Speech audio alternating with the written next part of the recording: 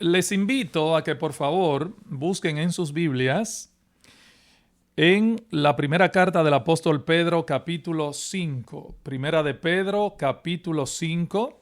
Vamos a estar leyendo el versículo 10 y el versículo 11 en esta mañana. Nuestro último mensaje de este 2025. Primera de Pedro capítulo 5, los versículos 10 y 11. Dice así la palabra de nuestro Dios. Mas el Dios de toda gracia, que nos llamó a su gloria eterna en Jesucristo, después que hayáis padecido un poco de tiempo, Él mismo os perfeccione, afirme, fortalezca y establezca. A Él sea la gloria y el imperio por los siglos de los siglos. Amén. El mensaje de hoy lo hemos titulado Una promesa esperanzadora al finalizar el año. Se trata de algo muy especial, ya que es nuestro último servicio de este año que casi se nos va de la mano. La vida va bastante rápida. Y alguien se preguntará si realmente tiene importancia el hecho de que este sea el último domingo del año. Y lo cierto es, hermanos, que sí tiene importancia. Es Dios quien ha dividido la vida en una serie de periodos cortos, de modo que nosotros podamos decir ayer, podamos decir mañana, podamos hablar del año pasado, podamos hablar del año que viene. La eternidad yo creo que será una especie de día interminable. Ahora, la vida aquí en la tierra es distinta porque aún no estamos preparados para la eternidad. Inclusive, muchos de nosotros pensamos en la vida celestial y nos preguntamos si no sería un poco aburrido estar en un lugar eternamente. Mis hermanos, nosotros no estamos preparados para la eternidad. Por eso aquí la vida está dividida en periodos. Necesitamos vivir por periodos, hacer planes a corto y largo plazo y luego mirar atrás para ver si nuestros objetivos se han podido cumplir. O mirar también con ojos de gratitud, ¿por qué no?, por todas las misericordias que Dios nos ha concedido en tiempos pasados. Y la verdad es que mirando este año que casi se nos va, podemos decir que aunque ha sido un año muy intenso para nuestra vida como individuos, no podemos dejar de reconocer que la gracia de Dios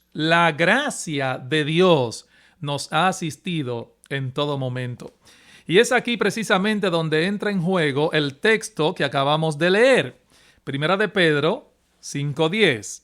Mas el Dios de toda gracia, que nos llamó a su gloria eterna en Jesucristo, después que hayáis padecido un poco de tiempo, Él mismo os perfeccione, afirme, fortalezca y establezca. Si nosotros vemos el contexto de la primera carta del apóstol Pedro, nos vamos a dar cuenta que los recipientes originales de esta epístola estaban atravesando por momentos muy difíciles y el futuro inmediato sería peor todavía. Incluso unos pocos meses después de haber recibido esta carta, los cristianos sufrieron una de las persecuciones más terribles por parte del Imperio Romano en tiempos de Nerón. Quizás el más cruel de todos los emperadores que han pasado. Sin embargo, en medio de esta perspectiva tan oscura, aquí aparece un rayo de luz.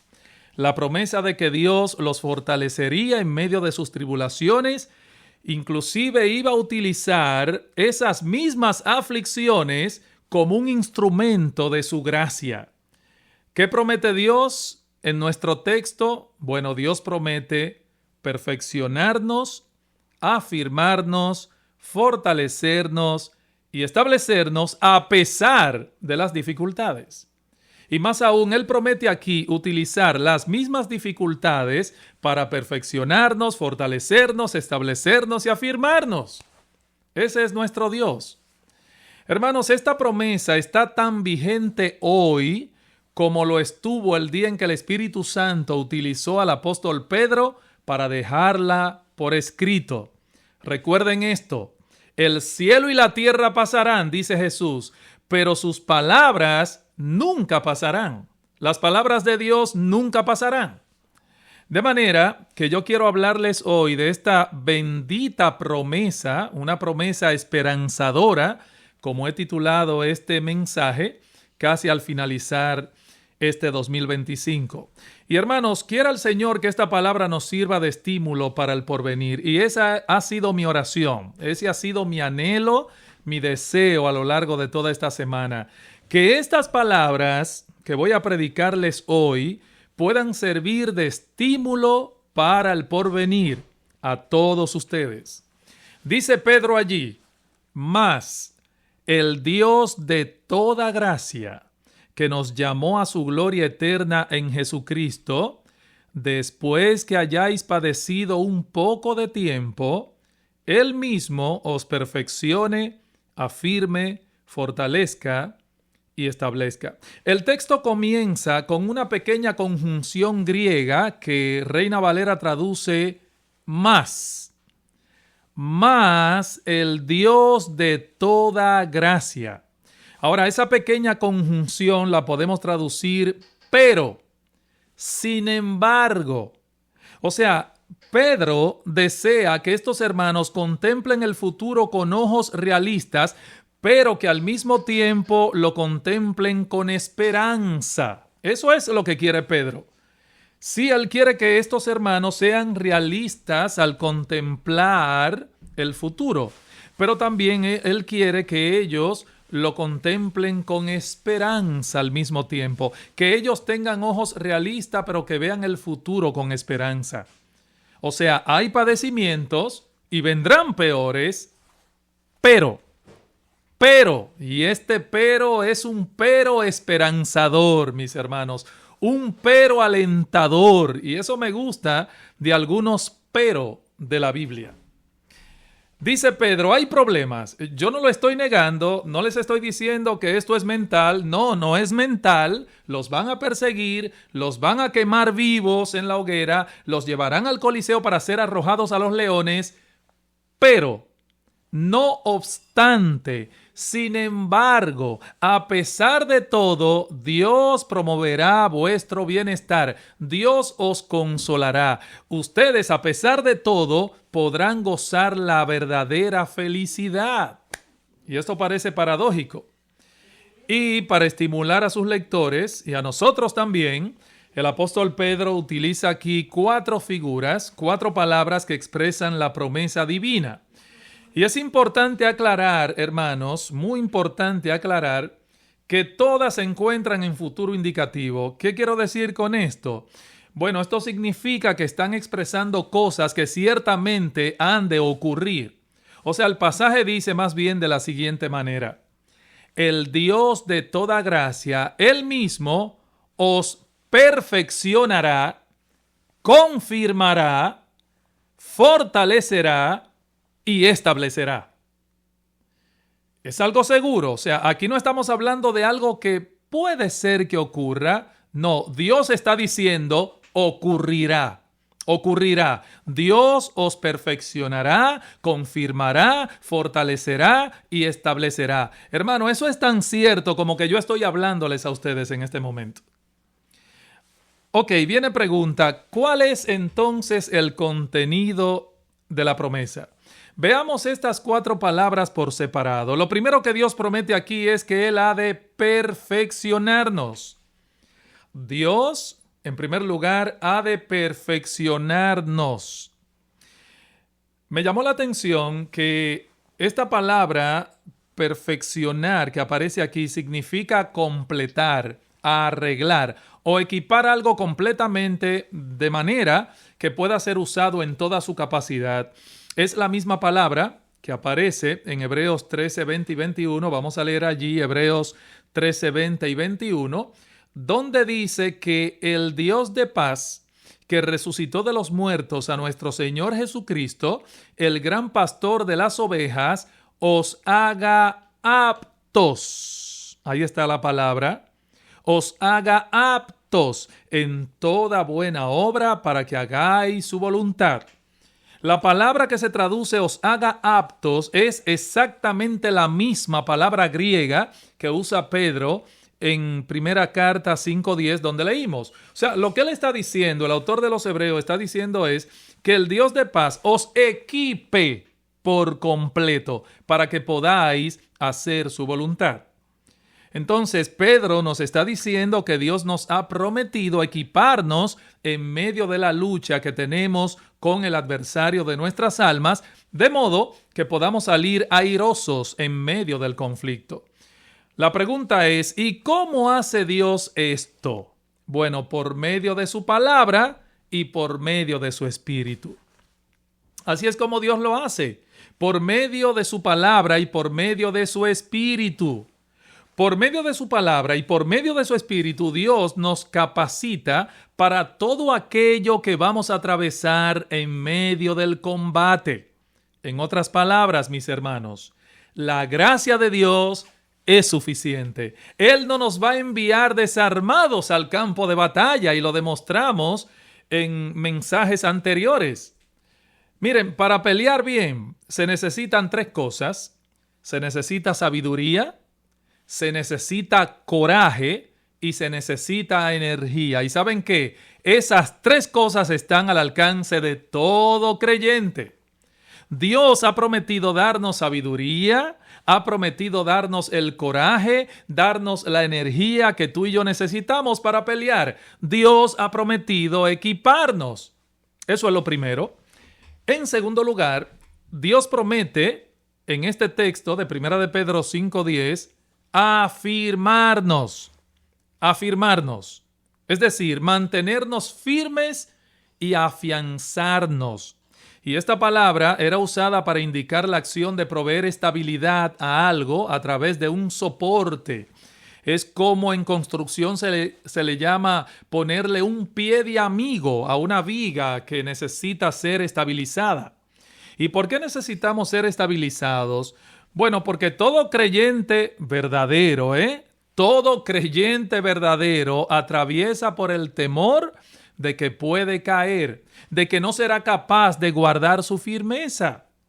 Los apóstatas nunca tienen temor de eso, pero todo verdadero creyente alguna vez ha sentido el temor de caer. ¿Y por qué el creyente genuino siente ese temor? Bueno, porque se siente temor y cuidado por lo que se ama. Por lo que no se ama, no.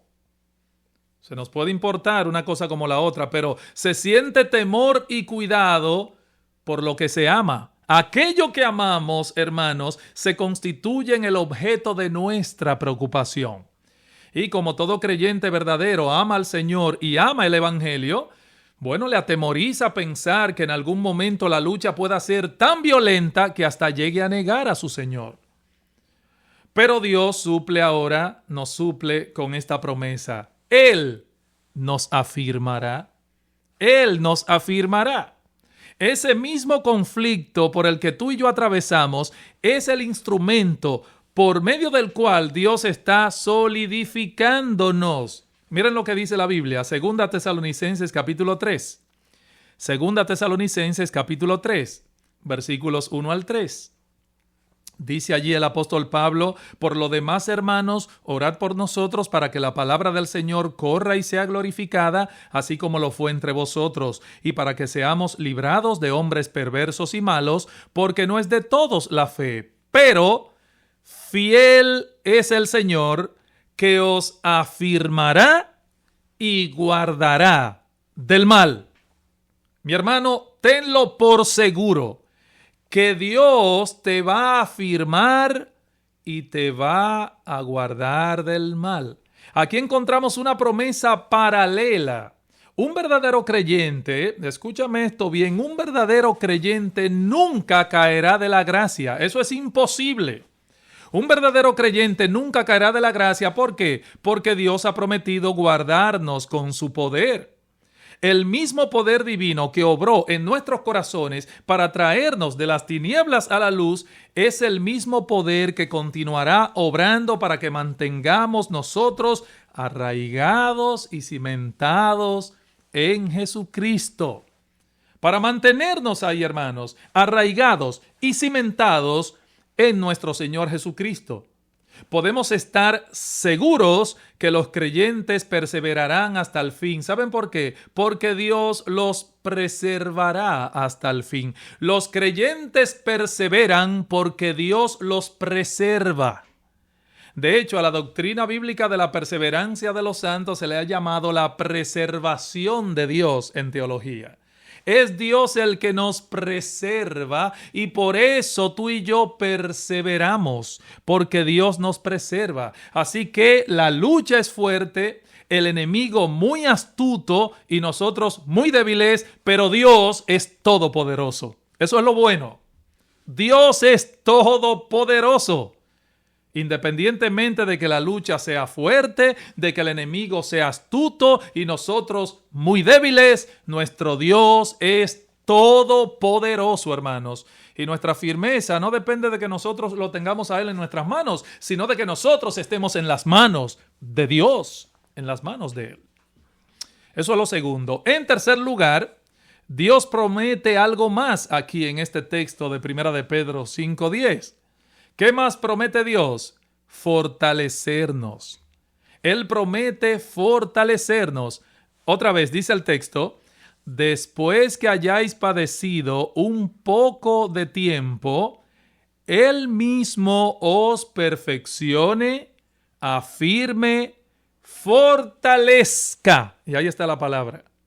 Él promete fortalecernos. Ya se nos ha prometido afianzamiento, pero ahora se nos promete fortaleza. Ahora, ¿cuál es la diferencia entre una cosa y la otra?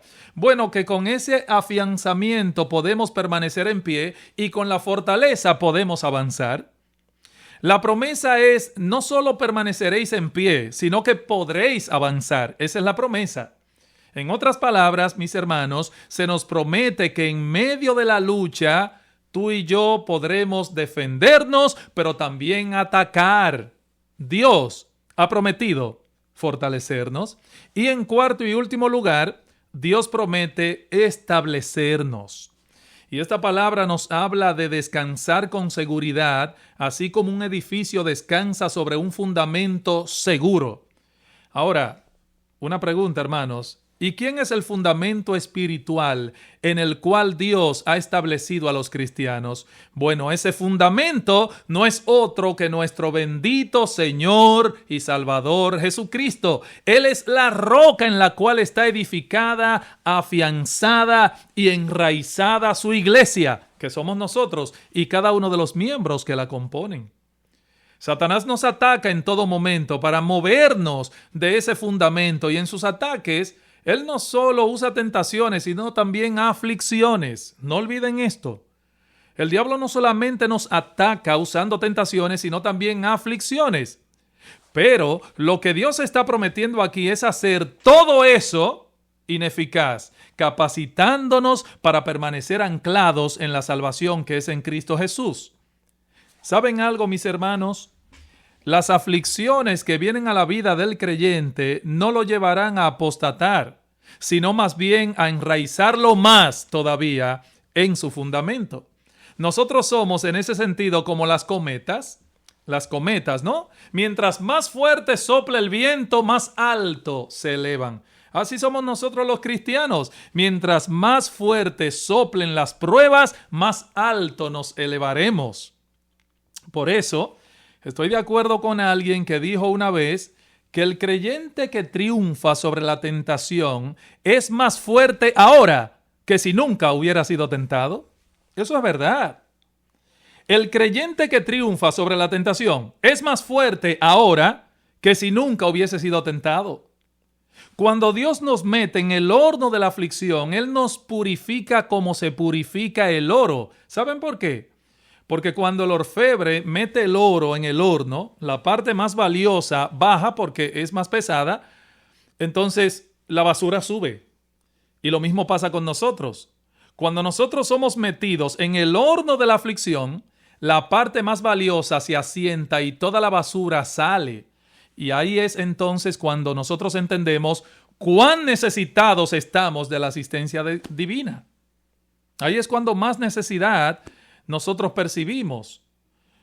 Es entonces cuando nosotros entendemos la cantidad enorme de impureza que todavía mora en nosotros. Ahora, ¿saben una cosa?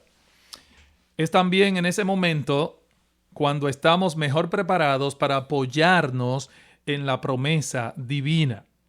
De manera, hermanos, que Dios ha prometido perfeccionarnos, afirmarnos, fortalecernos y establecernos, no solo a pesar de las aflicciones, sino más bien a través de esas aflicciones. Eso es lo maravilloso de nuestro Dios, que Él usa las mismas aflicciones que permiten nuestras vidas para afianzarnos más todavía.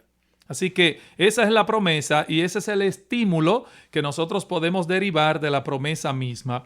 Ahora quisiera que veamos en el tiempo que nos resta el estímulo que derivamos del dador de la promesa. El estímulo que tú y yo podemos derivar del dador de esta promesa. ¿Quién es el dador de esta promesa? No es el apóstol Pedro quien está prometiendo aquí hacer todo esto por los creyentes. No, es Dios quien promete, y es Dios el único que tiene el poder y la sabiduría necesaria para llevarlo a cabo.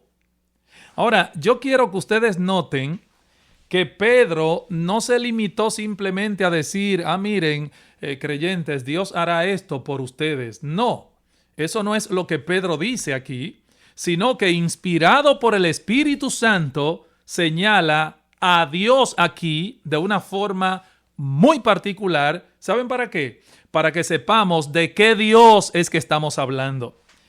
¿Cuáles son las características de ese Dios que nos ha dado una promesa tan extraordinaria? ¿Quién es ese Dios? Bueno, hay dos aspectos aquí que debemos notar en ese sentido. En primer lugar, dice el apóstol Pedro, mas el Dios de toda gracia. El Dios de toda gracia. Hermano, repito, ¿quién es el que ha hecho esta promesa? El Dios que ha hecho esta promesa es el Dios de toda gracia. Ese título solamente es usado aquí en el Nuevo Testamento, en ninguna otra parte de la Biblia. El Dios de toda gracia. Ahora, ¿qué significa esto? Bueno, que Dios es la fuente y el dador de todos los dones inmerecidos que Él derrama sobre nosotros a pesar de nuestra indignidad.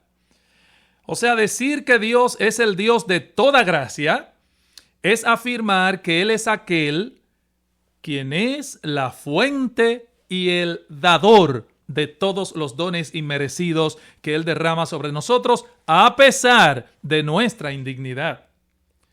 Miren, Dios es el único ser totalmente autosuficiente. O sea, Dios es el único ser del universo entero totalmente autosuficiente que existe. Dios es el único ser que se basta a sí mismo. O sea, Él no deriva su existencia de nada, ni necesita de nadie para sostener su existencia. Solamente Dios. Y ahora, Él, el único autosuficiente, nos está prometiendo concedernos de su suficiencia toda la gracia que tú y yo necesitamos en medio de nuestras luchas y conflictos. Él es, dice Pedro, el Dios de toda gracia. Y así como hay variedad de conflictos, así como hay variedad de pecados, así como hay variedad de tentaciones, variedad de pruebas en la vida del creyente, así también nuestro Dios cuenta con un arsenal variado de su gracia dispuesta a nuestro favor para socorrernos en todo momento, hermanos, en todo tiempo. Y así como hay pruebas de diversos colores, hay gracia de diversos colores. Y para cada color de prueba hay un color de gracia. Hermano, esto es profundamente fantástico lo que estamos declarando aquí.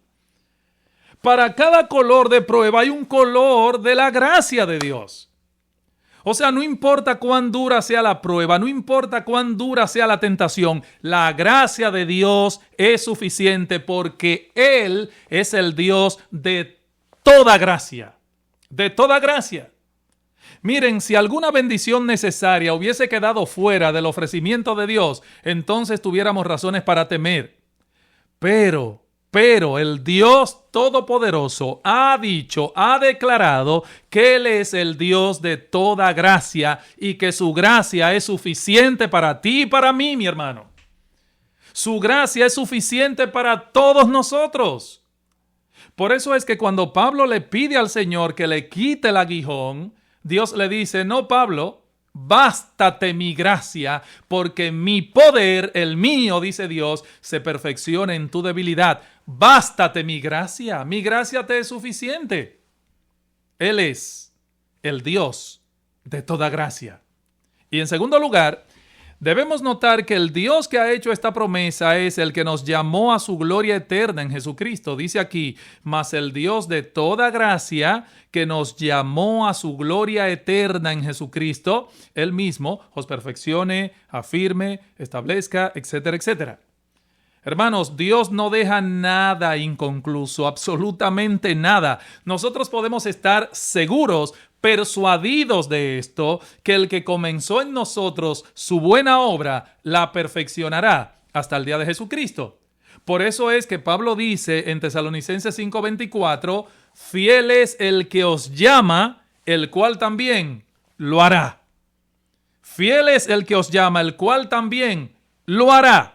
Téngalo por seguro, Dios no deja nada inconcluso. Miren, hermanos, Dios tuvo un propósito muy definido cuando nos eligió desde antes de la fundación del mundo. Dios tuvo un propósito en mente bien definido, bien claro, cuando Él envió a su Hijo a morir por nosotros en una cruz. Y ese propósito no podrá de ningún modo ser frustrado ni por el diablo, ni por el mundo, ni por nuestra propia corrupción. Mira lo que dice Romanos 8:31 al 39. Mira qué belleza. Romanos 8:31 al 39 dice, ¿qué pues diremos a esto? Si Dios es por nosotros, ¿quién contra nosotros? El que no escatimó ni a su propio Hijo, sino que lo entregó por nosotros, ¿cómo no nos dará también con Él todas las cosas? ¿Quién acusará a los escogidos de Dios? Dios es el que justifica. ¿Quién es el que condenará? Cristo es el que murió, más aún, el que también resucitó, el que además está a la diestra de Dios, el que también intercede por nosotros, como está escrito, por causa de ti somos muertos todo el tiempo, somos contados como ovejas de matadero, antes en todas estas cosas somos más que vencedores por medio de aquel que nos amó, por lo cual, dice Pablo, estoy seguro de que ni la muerte, ni la vida, ni ángeles, ni principados, ni potestades, ni lo presente, ni lo porvenir, ni lo alto, ni lo profundo, ni ninguna otra cosa creada nos podrá separar del amor de Dios que es en Cristo Jesús, Señor nuestro. Eso es lo que hay para nosotros. Bien, hermanos, ahora para concluir, yo quise dejar a propósito una frasecita, una frase que aparece en el texto de 1 de Pedro 5:10 y que no debemos pasar por alto. Fíjense. Somos estimulados al estudiar una promesa tan extraordinaria y al ver quién es el que promete todas estas cosas, pero, no debemos olvidar que todo esto será, dice Pedro, después que hayáis padecido un poco de tiempo. Oh, nos gustaría saltar ese pedacito, ¿verdad? Y quedarnos en la parte de que el Dios de toda gracia que nos llamó, nos perfeccionará, afirmará, fortalecerá, establecerá. ¡Qué bonito! Sí, pero es que tenemos que pasar por vos, ¿verdad? Cuando usted juega el Monopolio, dice que es necesario pasar por Go. Mas, dice Pedro, todo eso será después que hayáis padecido un poco de tiempo. Ahora, ¿saben algo, hermanos? Esta frase está puesta allí para estimularnos también, así que no se me asusten. Esta frase está puesta allí por el Espíritu Santo para estimularnos también. Todo este texto fue diseñado para estimular a los hijos de Dios, incluyendo esa frase, por dura que suene. Ahora, usted me preguntará, pero ¿y en qué forma somos estimulados con una frase como esa? Bueno, en primer lugar, porque nos hace ver que las pruebas que vienen a nuestra vida son comparativamente moderadas en grado y duración. Eso es lo primero. las pruebas que vienen a nuestra vida son comparativamente moderadas en grado y en duración. Por eso nos dice, después que hayáis padecido un poco de tiempo. ¿Se dan cuenta? Lo que Pedro nos está diciendo es que nuestros padecimientos son comparativamente pequeños y de corta duración. Hermano, esta prueba no será para siempre. Tu prueba, mi hermano, mi hermana, no será para siempre. Alguien puede estar pensando, sí, eso es porque Pedro no conocía mis padecimientos. Pero hermanos, yo me pregunto, ¿qué son las aflicciones del tiempo presente con el infierno eterno que tú y yo merecíamos? Compáralo para que tú veas. ¿Qué son las aflicciones del tiempo presente con el infierno que merecíamos? Piensen en las aflicciones por las que usted está atravesando en este momento y compárela con el infierno eterno que usted y yo merecíamos por causa de nuestros pecados. Y entonces, ¿sabe a qué conclusión usted va a llegar? No, pero yo estoy padeciendo es un poquito. Es un padecimiento pequeñito lo que yo estoy padeciendo. ¿De qué me quejo? Mira, mi hermano, mi hermana, cualquier cosa, cualquier aflicción, cualquier tribulación, cualquier padecimiento más pequeño que el infierno es una gran misericordia de Dios. Así que en realidad aquí lo que estamos padeciendo es un poco. Eso por un lado. En segundo lugar, ¿qué son las aflicciones del tiempo presente en comparación con la eternidad que nos aguardará? Pregúntese eso. ¿Qué son las aflicciones del tiempo presente en comparación con la eternidad gloriosa que Dios nos tiene preparada? Mira lo que dice Romanos 8:18. Romanos 8:18. Dice Pablo, pues tengo por cierto que las aflicciones del tiempo presente no son comparables con la gloria venidera que en nosotros ha de manifestarse. Hermano, cuando tú estés pasando por una aflicción grande o cualquier aflicción, piensa en esto. ¿Qué son mis aflicciones en este tiempo presente en comparación con la gloria venidera, con la eternidad que me aguarda? Y hermano, eso va a traer fortaleza a tu corazón. Cuando entremos finalmente por las puertas de perlas y lleguemos a la Jerusalén celestial, miraremos atrás y ¿sabe lo que pensaremos? ¡Wow! ¡Qué ñoño fui! ¡Qué ñoño fui! Y yo me quejaba tanto para recibir esto tan glorioso, que como dice la Biblia, cosas que ojo no vio, ni oído yo, ni han subido en corazón de hombre, son las que Dios ha preparado para aquellos que le aman. Hermanos, nosotros estamos padeciendo aquí un poco de tiempo en comparación con la gloria que nos espera. Además, no olviden que las aflicciones forman parte de un plan divino, Las aflicciones forman parte de un plan divino. Ellas son el instrumento por medio del cual seremos perfeccionados, afirmados, fortalecidos y establecidos, como dice Pedro.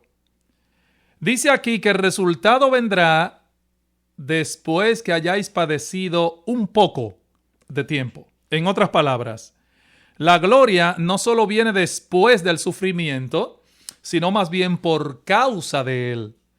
Nadie será perfeccionado,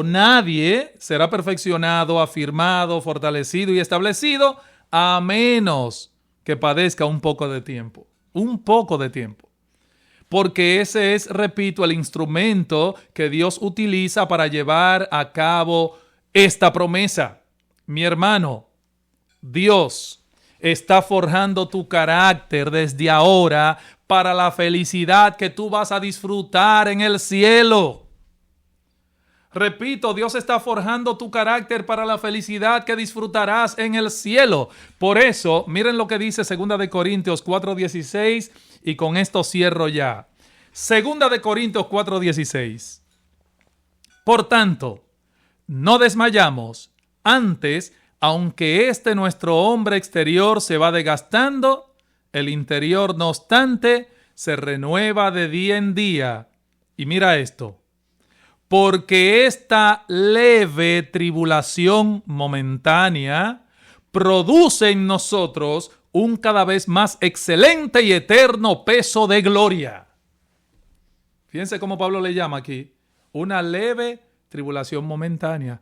Pero que Pablo no conocía realmente lo que yo estoy pasando. Mira, cuando Pablo dijo eso, si tú lees el contexto, verás que Pablo dice que ellos tuvieron en un naufragio y que él estuvo a punto de perder la vida en ese naufragio. Estuvo a punto de ahogarse en el mar. Y mira cómo Pablo le llama a esto. Él habla por experiencia propia. Él no está pensando en nadie ahí. Él dice, esta leve tribulación momentánea. ¿Alguna vez tú has estado al ahogarte en alta mar? ¿En una embarcación que lamentablemente se destruyó? No creo. O quizás sí, pero lo dudo. Bueno, Pablo pasó por esa, y él le llama leve tribulación momentánea. Esa leve tribulación momentánea, tu aflicción, mi prueba, nuestras pruebas, producen en nosotros un cada vez más excelente y eterno peso de gloria. Hermanos, el Dios de toda gracia que nos llamó a su gloria eterna en Jesucristo, después que hayamos padecido por un poco de tiempo, Él mismo nos perfeccione, nos afirme, nos fortalezca y establezca. Pero ¿saben qué? Antes de decir eso así, lo que más bien debemos pensar es que Él mismo, ese Dios, nos perfeccionará, afirmará, fortalecerá y establecerá. Que el Señor nos ayude a que así sea. Que Dios te bendiga.